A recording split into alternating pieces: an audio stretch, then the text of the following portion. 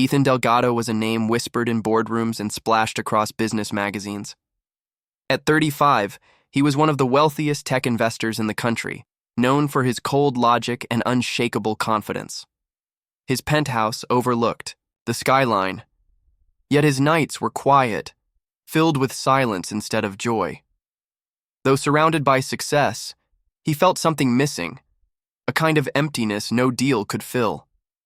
His assistant often urged him to take time off, but Ethan always found comfort in control and routine. Until one rainy afternoon, when a sudden storm stranded him near a small, dusty library tucked between two buildings. He stepped inside only to escape the rain. He never imagined his entire world would shift. That was the day he met her. Amelia.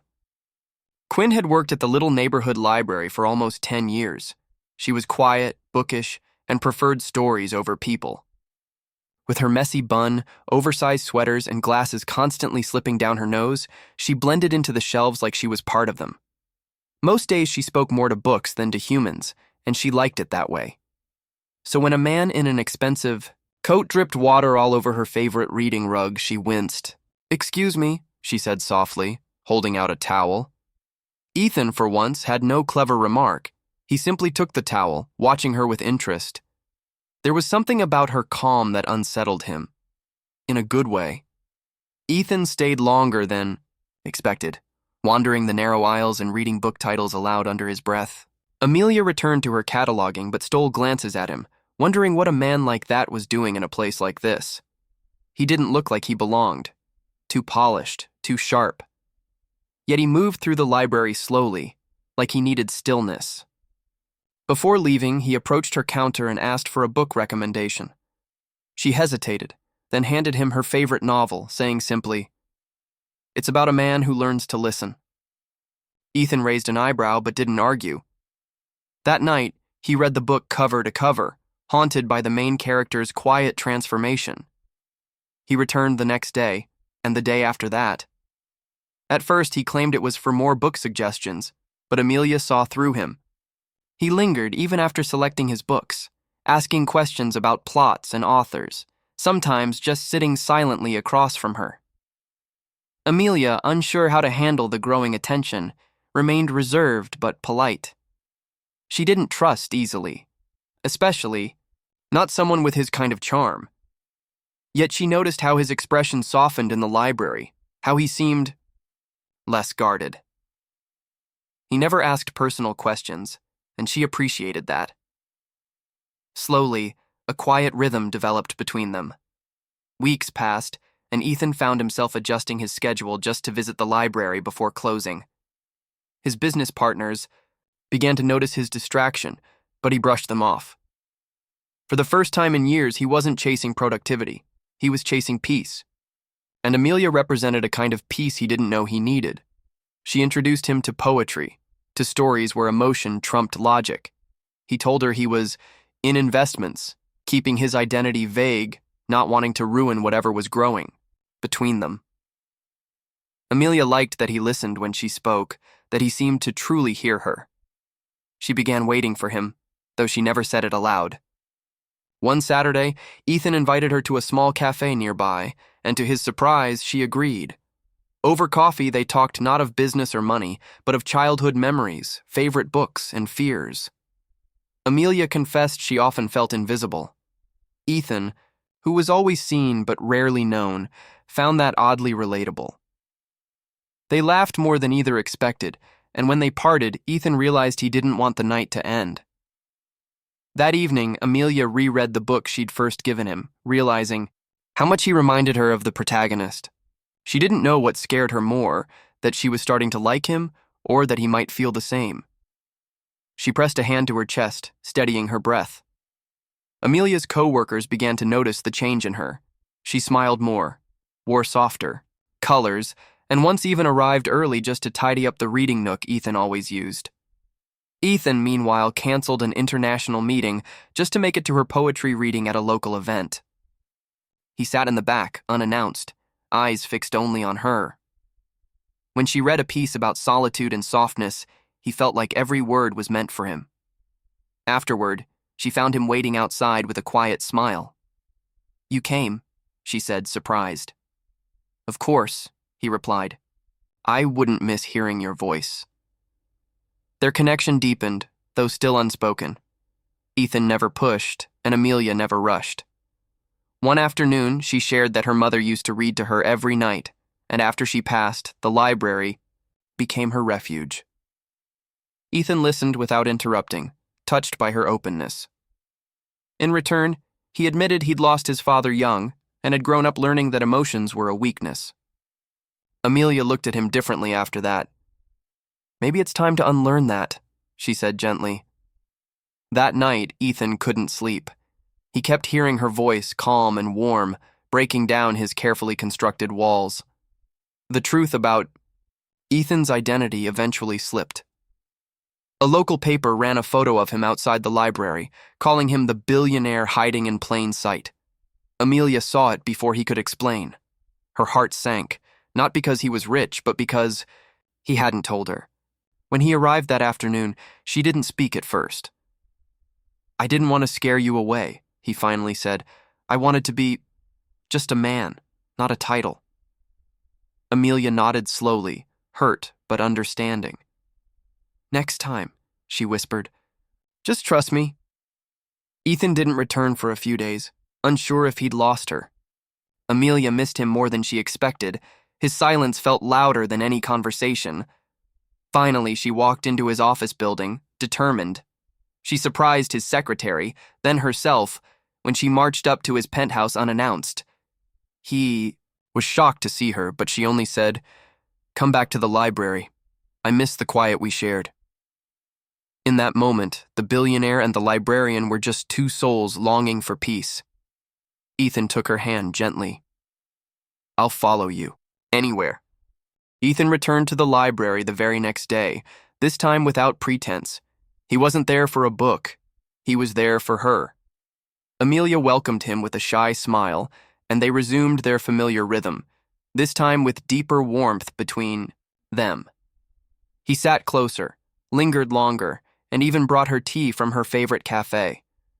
Their silences grew more comfortable, filled with glances and unspoken words.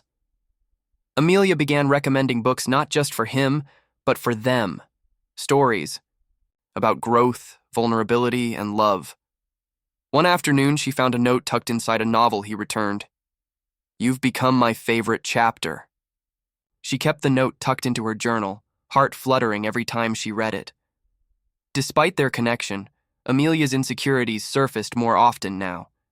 She wondered if a man like Ethan could truly belong in her world of quiet and routine. She didn't wear designer clothes or attend galas. Her life was rooted in simplicity. Ethan, sensing her doubts, invited her to dinner, not at a fancy restaurant, but at a small rooftop garden he had built above one of his buildings. There, under fairy lights and soft music, he cooked for her himself.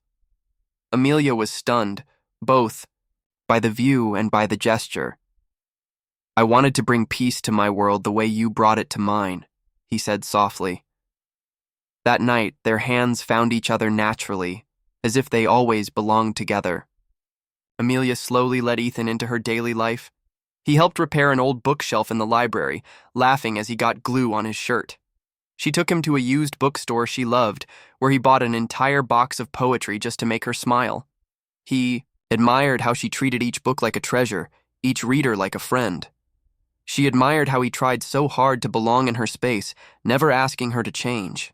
Their differences became bridges, not barriers. Ethan introduced her to jazz. She introduced him to silence. They spent hours walking, talking, and simply being, something neither of them had ever really done before. Their intimacy deepened slowly, carefully. One rainy evening, as they sat under a blanket on the library's back steps, Ethan leaned in and kissed her softly. Amelia's heart raced, not from fear, but from how safe she felt. The kiss was unhurried, gentle, like a promise. Afterward, they said nothing for a while, just held each other and listened to the rain. In the weeks that followed, their relationship became more defined, though still private. Ethan didn't want the media to distort what they had, and Amelia valued the privacy. Still, people began to notice the change in both of them. The cold billionaire was now smiling, and the quiet librarian was glowing. Trouble stirred when Ethan's mother, a sharp and proper woman from high society, requested a meeting. She had heard rumors about his invisible girlfriend, and she wasn't pleased. Ethan took Amelia to meet her at a quiet estate, wanting to be transparent. The meeting was tense from the start. His mother's judgmental eyes and forced smiles didn't go unnoticed. Amelia stayed polite but reserved, feeling clearly out of place. Later, in the car, she said softly, "I don't belong in your world." Ethan looked at her firmly and said, "Then I'll build a new world that fits you."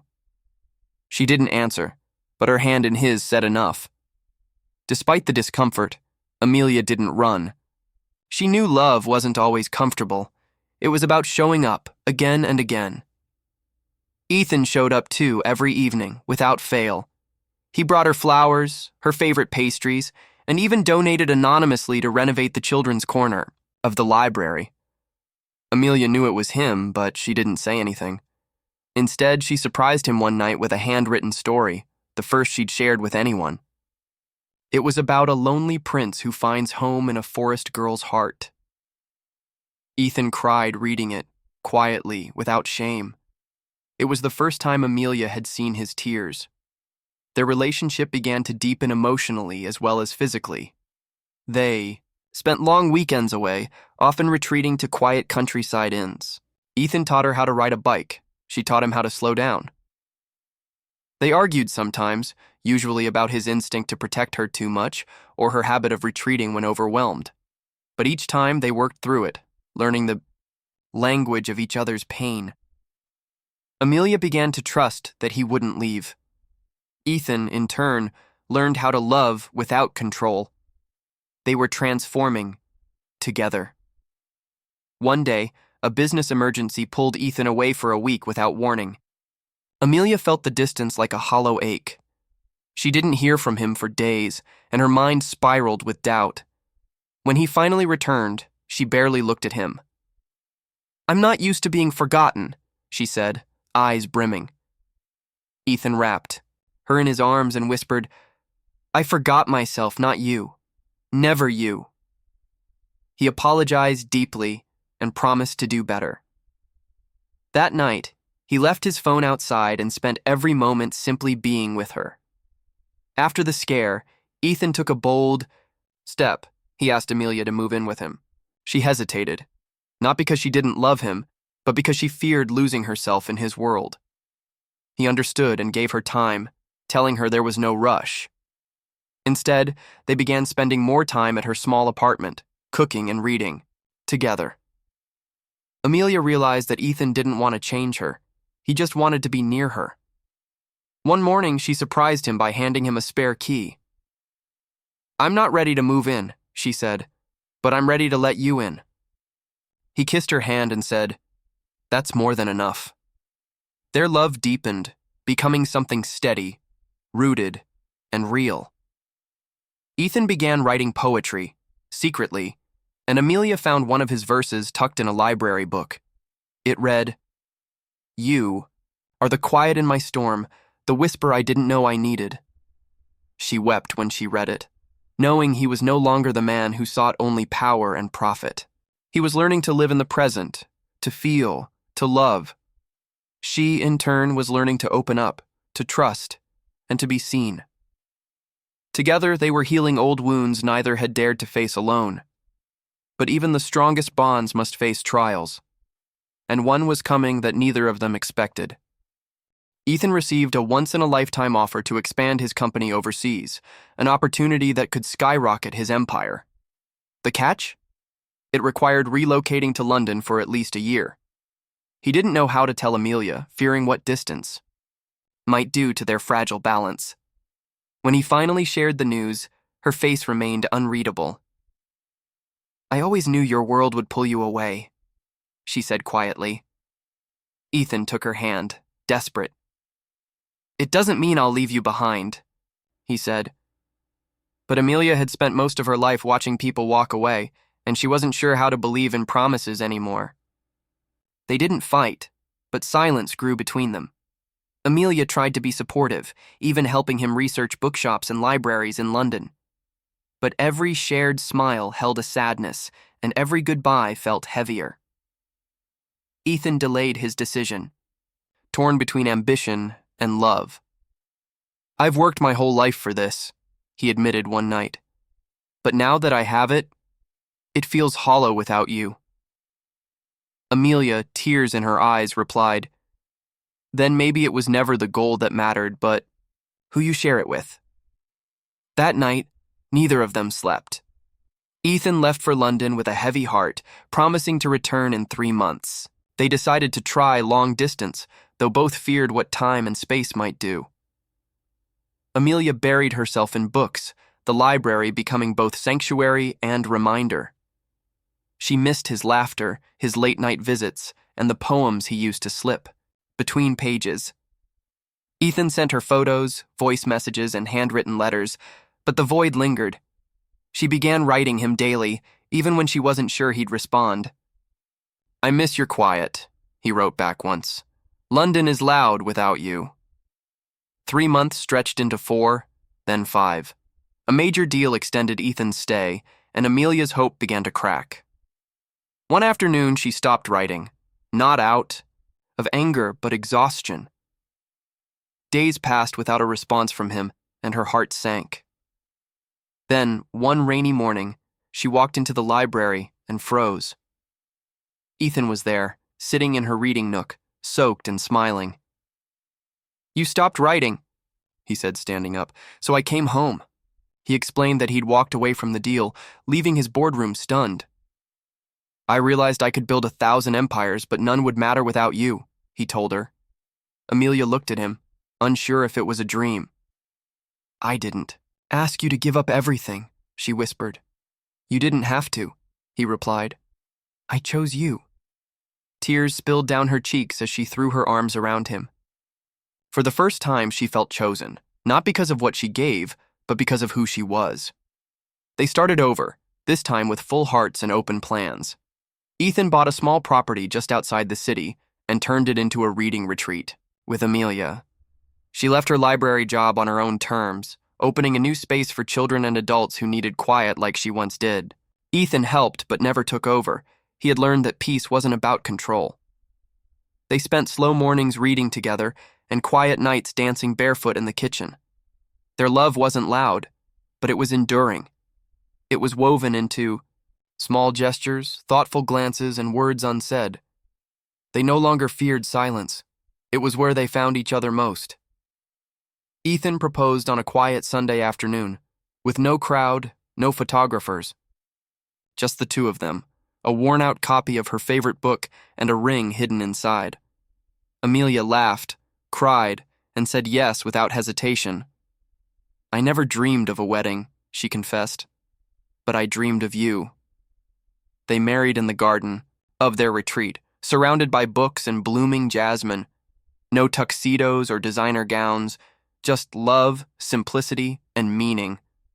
Even Ethan's mother cried during the ceremony. "She's everything you're not," she whispered to her son, "and everything you needed." They honeymooned in Portugal, spending afternoons in bookstores and evenings watching the ocean. Ethan kept a journal for the first time in his life, inspired by Amelia's love for words.